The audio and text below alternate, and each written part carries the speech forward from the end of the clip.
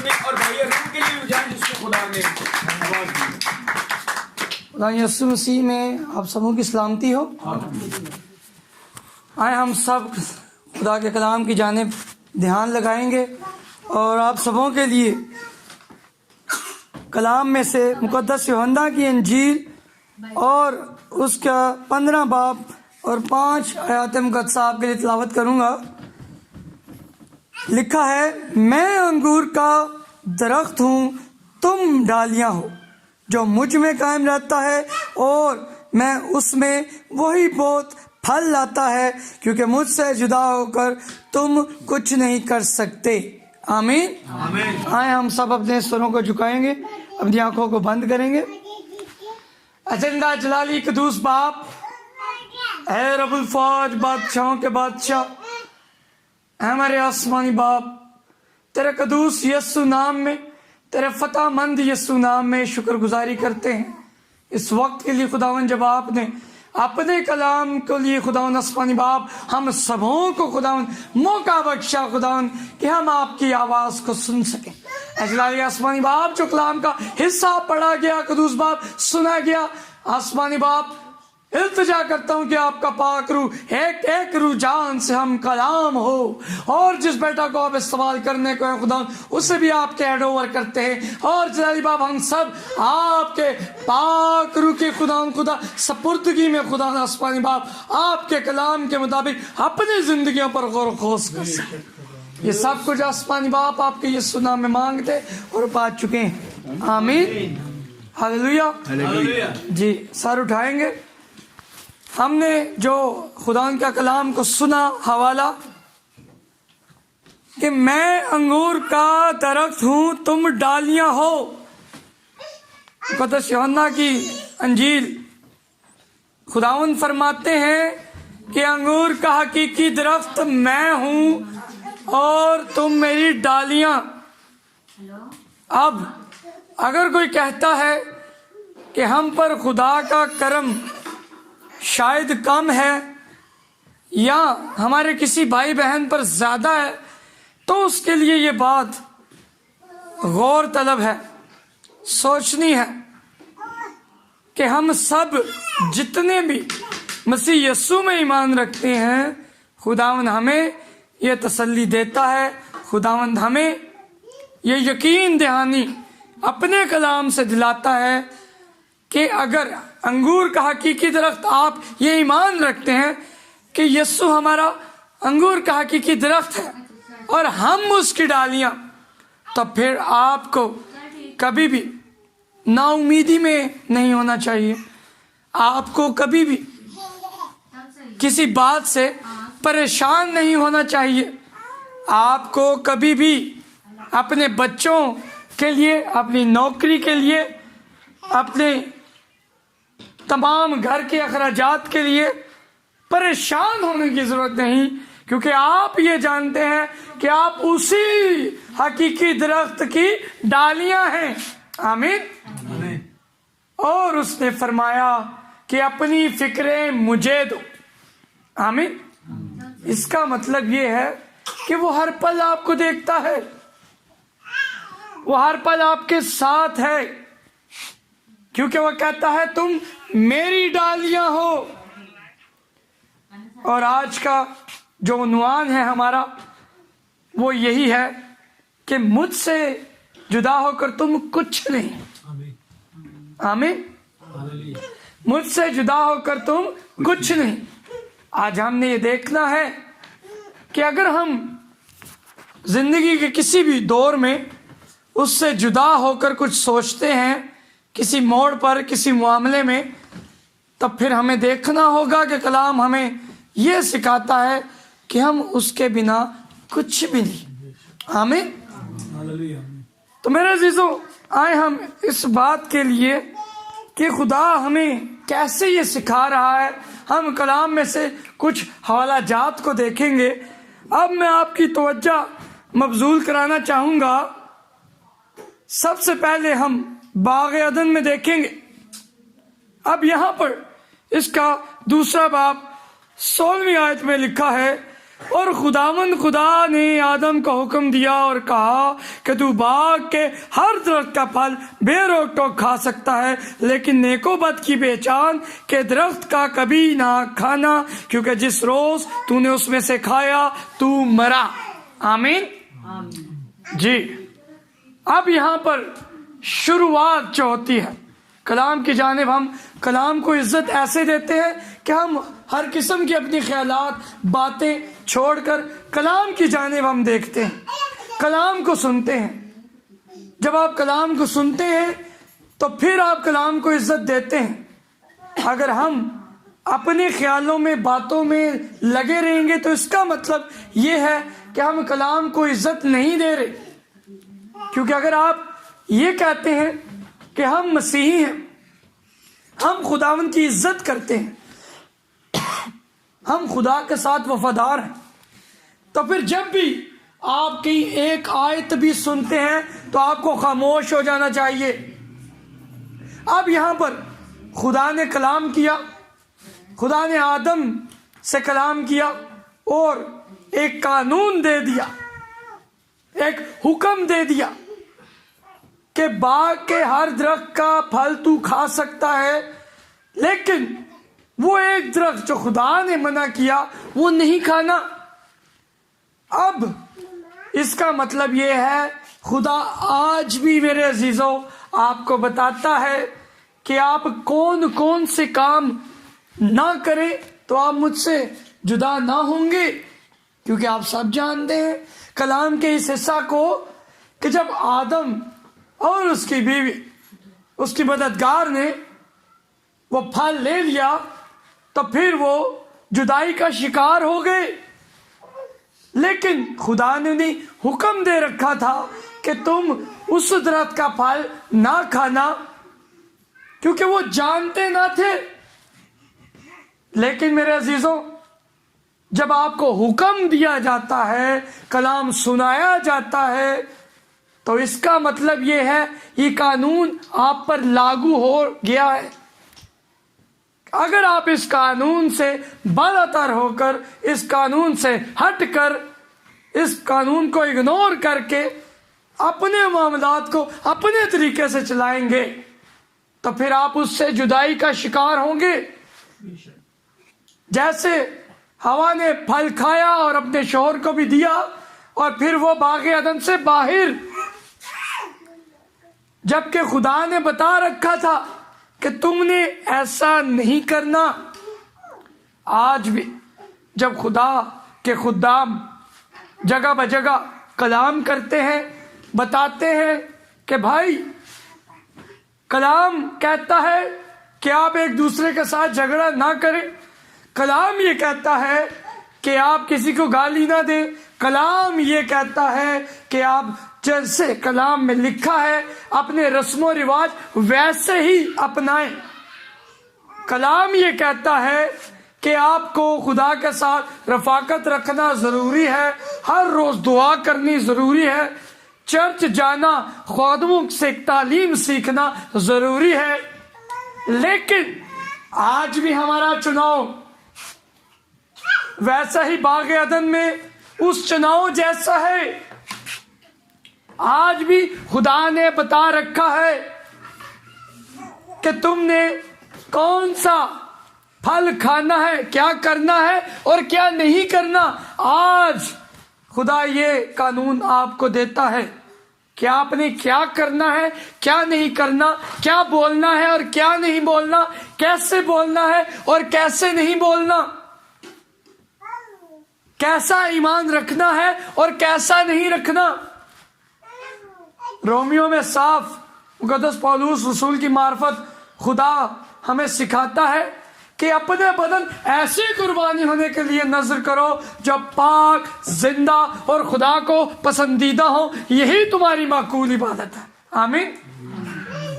اب یہ بدن پاک کیسے ہوں گے، وہ عبادت معقول کیسی ہوگی اگر ہم اس کلام کو ہی غور سے نہیں سنتے، عزت نہیں کرتے، اگر اس کلام کو یاد ہی نہیں رکھتے، ہم اس وقت بھی اپنے گھریلو معاملات میں سوچوں میں گم ہوتے ہیں، اور چرچ سے باہر نکلے, عبادت سے گھر سے باہر نکلے اور کلام ڈیلیٹ. کلام کہتا ہے کہ یہی تمہاری معقول عبادت ہے کہ اپنے آپ کو پوری طرح سے خداوند کے سپرد کر دو. لیکن آج ہم دیکھتے ہیں ایسا نہیں ہوتا. میرے عزیزو, ہم دیکھتے ہیں کہ کون جب جدا ہوتا ہے خدا کی اس قربت سے, جو آج خدا کے خادمین کلام کو پھیلاتے ہوئے ہمیں سکھاتے ہیں کہ ہمارے گھرانے کو کیسا ہونا چاہیے. لیکن آج ہم کلام کو سنتے ہیں اور دوسرے کان سے باہر. ہمیں خدا کا کلام سکھاتا ہے کہ ہم نے کلام کو اپنی زندگی میں عملی طور پر لے کر آنا ہے. لیکن عبادات ہو رہی ہیں, رفاقت ہو رہی ہے, لیکن عملی طور پر وہ باتیں نظر نہیں آتی. اب دیکھیں, پھر جب ایسا ہوتا ہے تو پھر نقصان ہوتا ہے, پریشانیاں آتی ہیں. اب موسیٰ کے ساتھ بھی ایسا ہوا. میں آپ کے لیے ایک حوالہ یہاں پر رکھوں گا. جب موسیٰ نے خدا کی اس قربت پہ ابھی تک وہ نہ تھا, ابھی تک وہ جھاڑی کے پاس نہ آیا تھا, تو میرے عزیزو موسیٰ اپنے بھائیوں کے لیے کچھ کرنے کو سوچتا ہے. وہ نکلتا ہے کیونکہ اس نے سن رکھا ہے کہ وہ بھی عبرانی ہے. یہ سب جو اسرائیلی ہیں اس کے بھائی ہیں, یہ اس کی قوم ہے. ابھی اس نے خدا سے اس حکم کو حاصل نہ کیا تھا, لیکن اس سے پہلے اس نے کچھ کرنا چاہا. اور وہ کیا کرتا ہے؟ لکھا ہے خروج 2:11. اتنے میں جب موسیٰ بڑا ہوا تو باہر اپنے بھائیوں کے پاس گیا اور ان کی مشقتوں پر اس کی نظر پڑی, اور اس نے دیکھا کہ ایک مصری اس کے ایک عبرانی بھائی کو مار رہا ہے. پھر اس نے ادھر ادھر نگاہ کی اور جب دیکھا کہ وہاں کوئی دوسرا آدمی نہیں ہے تو اس مصری کی جان سے مار کر اسے ریت میں چھپا دیا. پھر دوسرے دن وہ باہر گیا اور دیکھا کہ 2 عبرانی آپس میں مار پیٹ کر رہے ہیں. تب اس نے جس کا قصور تھا کہا کہ تو اپنے ساتھی کو کیوں مارتا ہے؟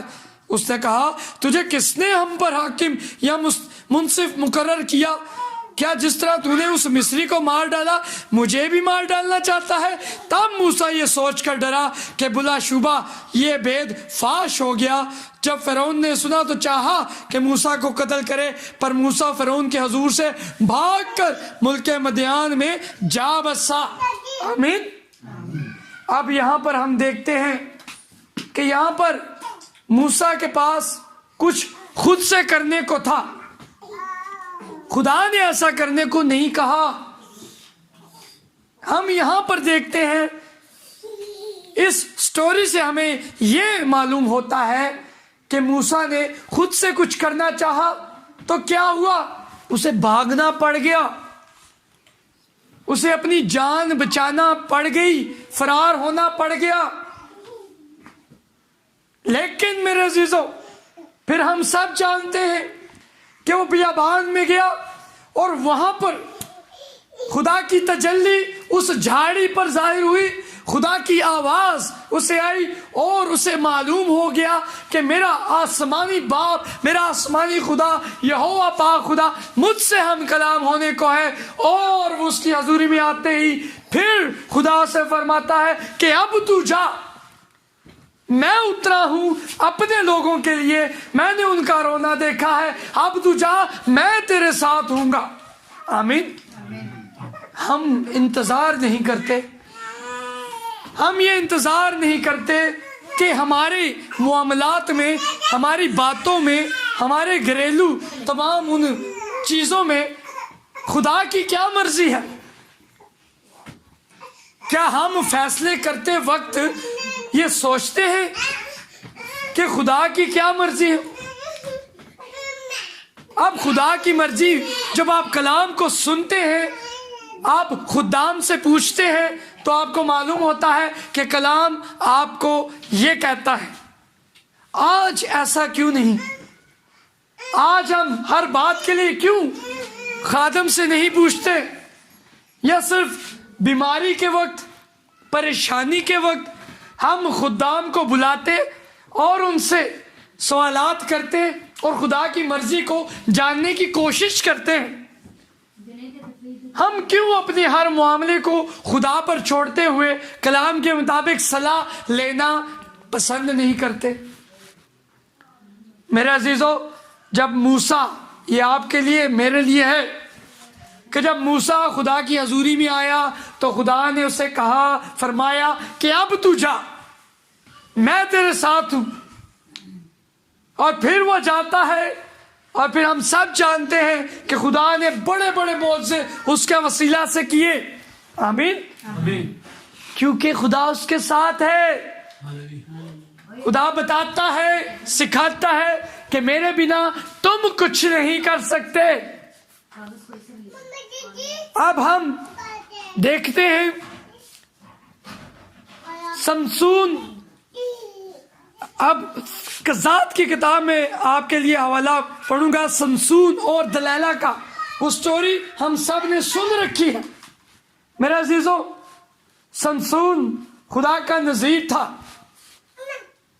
وہ خدا کا ممسو تھا، سورما تھا۔ اس نے ایک اس جبڑے سے گدھے کے ہزاروں کو مارا، اتنا طاقتور شخص۔ اور دیکھیں کیا ہوتا ہے جب وہ جدا ہوا خدا سے، کیونکہ اس نے اپنا وہ راز جو اس کی بالوں کا، لٹوں کا راز تھا، دلیلہ کو بتا دیا، اور پھر اس نے اس کے دشمنوں کے ساتھ مل کر اس کی لٹوں کو کٹوا دیا۔ آپ نے یہ واقعہ سن رکھا ہے، اس لیے اس کو چھو کر گزر رہا ہوں۔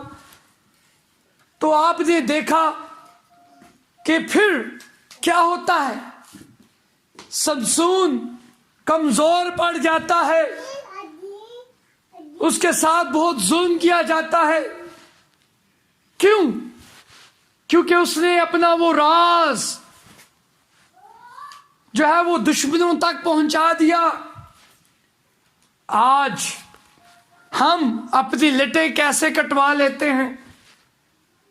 ان لٹوں میں خدا نے بھید رکھا تھا، اس کی طاقت ان لٹوں میں تھی۔ آج ہماری طاقت کس میں ہے؟ خدا کے کلام میں۔ آمین۔ ہماری طاقت، ہماری تندرستی، ہماری خوشحالی، ہماری خوشیاں، یہ سب کچھ صلح سلامتی یہ کلام میں ہے۔ اب ہم اگر یہ سوچیں کہ ہمارا بچے تو کلام کو پڑھتے ہیں، ہم دعا کرتے ہیں، لیکن میرے عزیزو، جب تک کلام کو عملی طور پر آپ کی زندگی میں نہیں جگہ ملتی، آپ کی زندگی خطرے میں ہے۔ بیماری، پریشانی، سمسون کی طرح وہ ظلم آپ پر ہو سکتا ہے، کیونکہ آپ نے اپنی اس راز کو، اپنی طاقت کو جو ہے وہ گوا دیا اور دشمن کو موقع دے دیا۔ دشمن یعنی ابلیس، کیونکہ خدا نے آپ کو کلام اپنے دل میں رکھنے کو کہا۔ امثال کی کتاب 3 باب میں لکھا ہے، شفقت اور سچائی تجھ سے جدا نہ ہو، تو ان کو اپنے گلے کا توق بنانا اور اپنے دل کی تختی پر لکھ لینا۔ آمین۔ بھائی گلے کا توق بنانا ہے، جس طرح ساڑیاں پہنا ہار پا لیندیاں نے، اے تواڈے گلے چ ہار دی طرح خدا دا کلام حکم ہونا چاہیے، کیونکہ یہ خدا کا کلام سکھاتا ہے شفقت اور سچائی، اور ہم سب جانتے ہیں سچائی خدا کا کلام ہے۔ آمین۔ اب یہ آپ سے جدا نہ ہو۔ جب کلام آپ سے جدا ہوا تو بیماریاں آتی ہیں، پریشانیاں آتی ہیں، تنگ دستیاں آتی ہیں، لڑائیاں آتی ہیں، خوف آتا ہے, بدروئیں آتی ہیں, کیونکہ سچائی کلام آپ سے جدا ہو گیا. اور کلام کون ہے؟ کلام خود ہمیں بتاتا ہے یوحنا کی معرفت پہلے باب میں کہ ابتدا میں کلام تھا, کلام خدا کے ساتھ تھا اور کلام خدا تھا. آمین. تو جب کلام جدا ہوا تو خداوند جدا ہو گئے, یسوع جدا ہو گیا. تو اس کا مطلب یہ ہے کہ ہماری زندگی میں ہر پل کلام کی اہمیت ہونی چاہیے. کلام کی اہمیت کب ہوگی؟ جب ہم عملی طور پر اپنے تمام کاموں میں, اگر آپ یہ سوچیں کہ ہمارا یہ کام اس میں تو کلام کی ضرورت نہیں, تو اس کا مطلب ہے وہ کلام کے مطابق واجب نہیں. جہاں آپ کو یہ شک ہو کہ یہ بات تو ہم اس کے لیے مشورہ خدا کے خادم سے نہیں کر سکتے, تو اس کا مطلب خطرناک ہے. کیونکہ آپ کا کلام, آپ کا فعل, آپ کی باتیں وہ کلام کے مطابق ہوں تو آپ کے گھر میں برکت ہے, خوشحالی ہے, آپ کے اندر سکون ہے. روحانی سکون بھی میرے عزیزو تبھی ممکن ہے. اب اگر ہم خدا کے کلام کو عزیز نہ رکھیں, دنیاوی باتوں کو عزیز رکھیں, اور پھر ہم پکاریں کہ مسیح کی دلہن ہیں ہم, تو مسیح کی دلہن تو کبھی بھی اس سے جدا نہیں ہو سکتی, کبھی بھی اس سے ہٹ کر فیصلہ نہیں کر سکتی. کیا آج ایک شوہر جو دنیاوی شوہر ہے, جیسے ہمارے بھائی وحید, کیا ان کی بیوی ان سے ہٹ کر کوئی فیصلہ کر سکتی ہے؟ اگر کرے گی تو پھر گھرانے میں تذبذب ہوگا, جھگڑا ہوگا, ناتفاقی ہوگی. تو پھر جب ہم کہتے ہیں کہ ہم خداوند یسوع کی دلہن ہیں, ہمارا حقیقی دلہا یسوع مسیح ہمارا حقیقی دلہا ہے, تو پھر تواڈے فیصلے یسوع دے نال کیوں نہیں؟ پھر تواڈیاں فکراں خداوند دے کول کیوں نہیں؟ ہم خود سے فیصلے کیوں کر رہے ہیں؟ ہم خود سے تمام باتیں کیوں کرتے ہیں؟ کیونکہ ہم اپنے حقیقی دلہا کی طرف نہیں دیکھ رہے. اب لکھا ہے کہ آپ نے رفاقت رکھنی ہے, کلام سیکھنا ہے, اور چرواہا بھی ایک ہے. ایسا نہیں کہ کوئی بھی گھر میں آیا, خدام کو گھر میں آنے سے کوئی نہیں روکتا, خدام کی عزت کیجیے, لیکن چرواہا کلیسیا کا ایک ہوتا ہے. آپ کسی گروپ میں شامل ہوئے واٹس ایپ میں, آپ نے اس پاسٹر سے سیکھنا شروع کر دیا, یعنی اس کا مطلب یہ ہے کہ آپ کے بہت سارے چرواہے اور بہت سارے دلہا ہیں. معذرت کے ساتھ, اگر ایک دلہا جب زمین پر دنیاوی طور پر ایک میاں اور ایک بیوی ہے, تو روحانی طور پر بھی ایک ہی دلہا ہے. آمین. اس کا مطلب یہ ہے کہ ہمارا جو روحانی چرواہا ہے, جو خادم ہے, وہ بھی ایک ہے, ایک ہونا چاہیے. اگر آپ کلام ہر جگہ بجگہ سے, سوشل میڈیا سے بھی اٹھا کر, اور آپ کبھی اپنے خادم کے پاس نہ گئے ہوں اور آپ میڈیا سے سیکھ رہے ہیں, ہر بات کو لے رہے ہیں, یہ کلام کی ترتیب نہیں. اس لیے میرے عزیزو, خداوند ہمیں سکھاتے ہیں کہ مجھ سے جدا ہو کر تم کچھ بھی نہیں. اب چاہے ہم سمجھے کہ ہم کلام کو سیکھ رہے ہیں, ہم بہت سے خدام کے ساتھ رفاقت میں ہیں, لیکن آپ کی زندگی میں کلام کی ترتیب نہیں. جب کلام کی ترتیب نہیں تو پھر آپ برکت کے لائق بھی نہیں ہو سکتے. اب اگر آپ برکت کو کلام کی ترتیب کے مطابق لینا چاہتے ہیں تو آپ کو کلام کی ترتیب کو عزیز رکھنا ہوگا. ایک چرواہا اور اس چرواہا کے ساتھ خدا کے کلام میں بڑھنا ہوگا. یہ نہ ہو کہ 5 سال گزر گئے اور ہم وہیں کے وہیں, ہماری زندگی میں کوئی بدلاؤ نہیں آیا. اگر آج ہم دعا نہیں کر سکتے تو 1 سال کے بعد بھی ہم دعا نہیں کر سکتے. خطرناک بات ہے. اس کا مطلب ہے آپ بڑے نہیں بلکہ اس کھڑے تالاب کی طرح ہے جو بدبودار ہو جاتا ہے، جس میں بیماریاں ہو جاتی ہیں۔